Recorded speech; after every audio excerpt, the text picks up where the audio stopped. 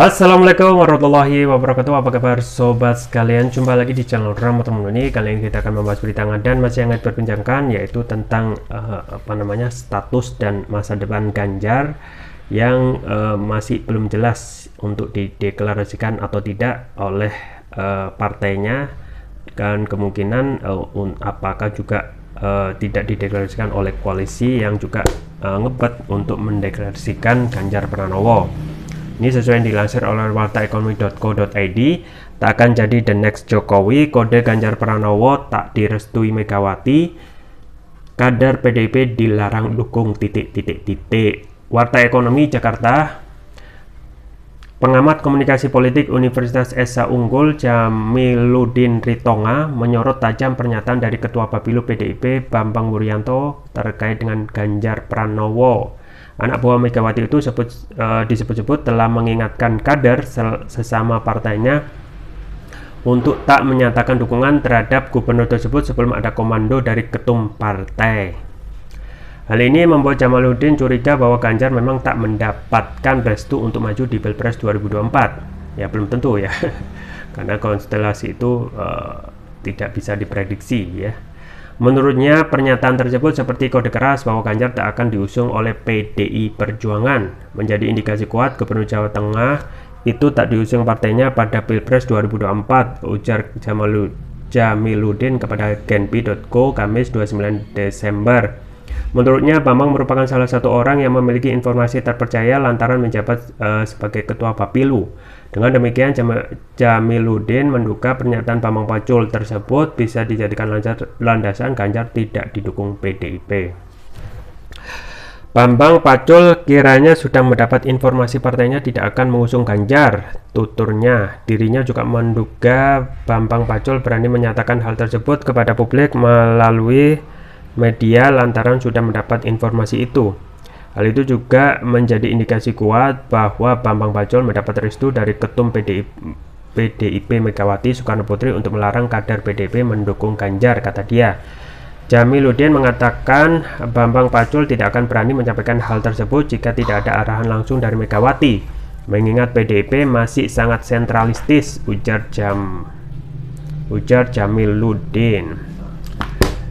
Ya sobat sekalian, itu ya tentang nasib dari Ganjar Pranowo yang masih digantung ya nasibnya dan tidak ada kepastian.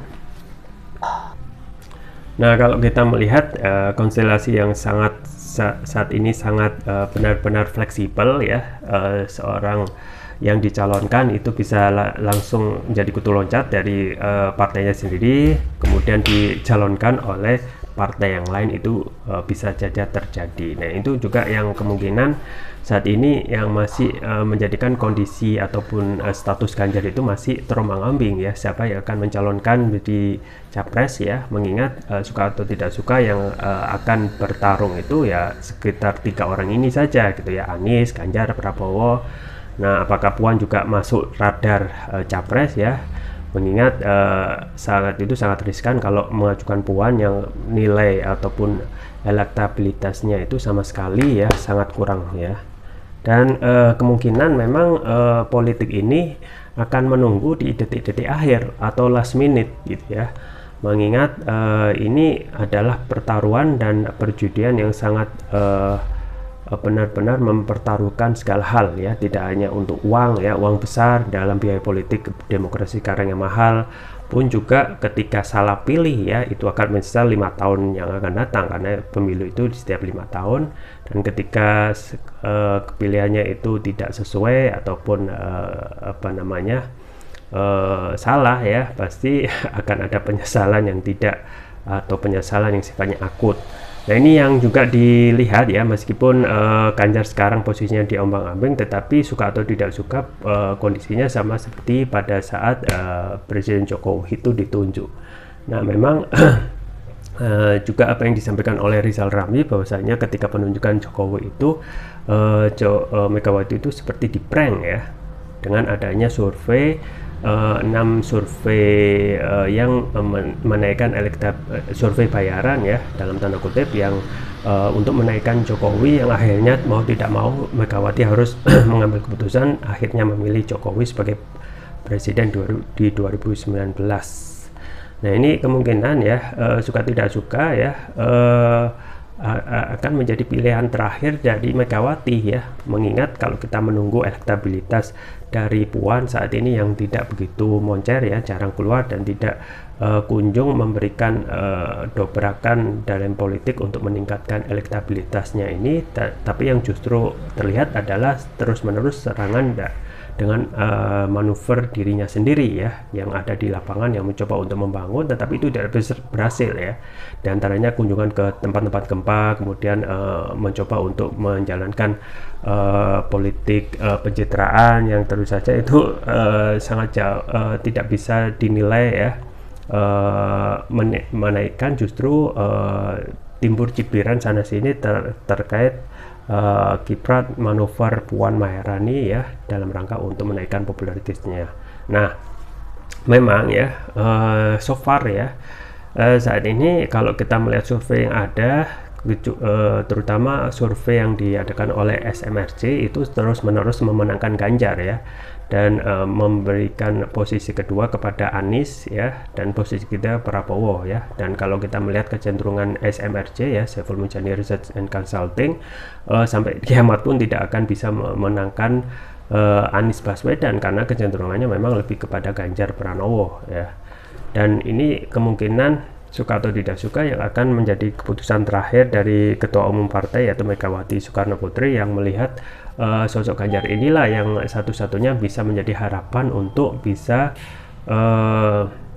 menjadikan ya pilihan PDIP sendiri itu ya, ataupun dari pilihan dari koalisi partai yang lain yang saat ini yang masih rasional ya untuk mengusung Ganjar sebagai yang dideklarasikan untuk maju sekaligus bisa potensi memenangkan Pilpres di 2024. Nah, memang arahan-arahan itu jelas ya dari Ketua Umum termasuk juga dari elitnya yang benar melihat sekarang kondisi Ketua Umumnya Megawati memang masih panas terhadap posisinya ataupun sikap politiknya ataupun sikapnya terhadap Ganjar yang lebih ekstrim ya di awal-awal dengan mendeklarasikan ataupun menggaung-gaungkan dirinya kayak Ganjar sebagai calon presiden, padahal belum ada arahan dari Ketua Umum ya.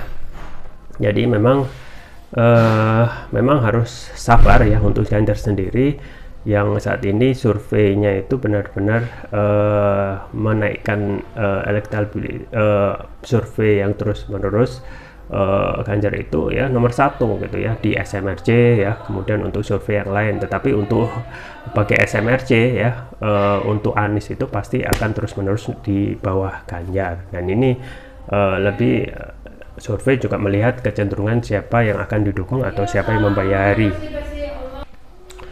Nah, kemudian kalau kita melihat alur yang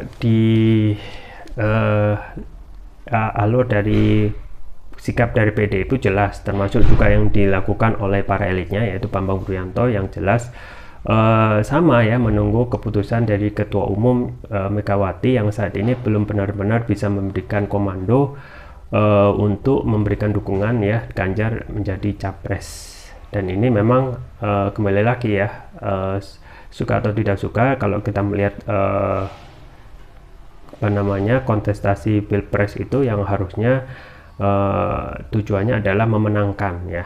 Nah, kalau sekarang tujuannya untuk memenangkan ya, suka atau tidak suka harus mengajukan yang mempunyai ya potensi untuk memenangkan Pilpres gitu ya. Tidak mungkin Puan misalnya diajukan sebagai capres ya, mengingat elektabilitasnya yang rendah, dan kemungkinan kalaupun dimaksakan untuk naik dengan melakukan politik pencitraan ya, untuk turun di tengah-tengah masyarakat itu juga susah ya, karena itu sifatnya tidak genuine dan justru akan menimbulkan efek negatif dengan yang sudah ada banyak cibiran-cibiran yang muncul ya ketika Puan itu turun, yang terlihat tidak genuine untuk melakukan sosialisasi kepada masyarakat.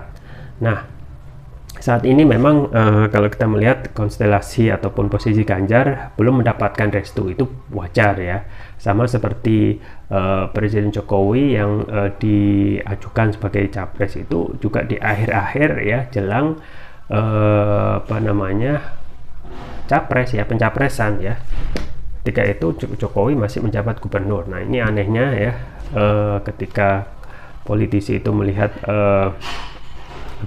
manfaat untuk dirinya ya, daripada itu lebih didahulukan daripada komitmen janji ketika mendapatkan jabatan gubernur yang harusnya diselesaikan lebih dahulu. Nah ini melihat hal yang wajar ya untuk posisi Ganjar saat ini, yang harus diakui masih panas ya Megawati, tetapi kalau kita melihat suka atau tidak suka ya, Megawati harus berpikir rasional dan realistis ya. Siapa lagi yang diajukan ya? Tidak mungkin Prabowo, tidak mungkin Puan ya. Satu-satunya yang bisa memberikan angin segar ataupun memberikan potensi kemenangan untuk PDIP sendiri dan menaikkan suaranya yaitu Ganjar ya. Tinggal momennya sekarang memang belum pas. Tapi yang paling dominan adalah saat ini para elitnya justru ya melakukan ya manuver yang ya sepatutnya dilakukan oleh para elitnya, yaitu mengikuti arahan dari ketua umumnya untuk tidak melakukan dukungan kepada Ganjar.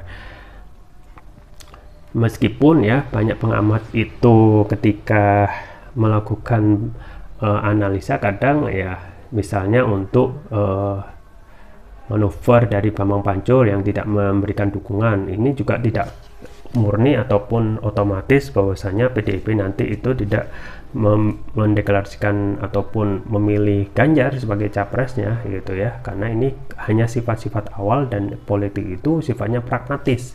Ketika yang sekarang masih moncer dan tidak ada pilihan lain, tentu saja pilihan itu yang akan diambil.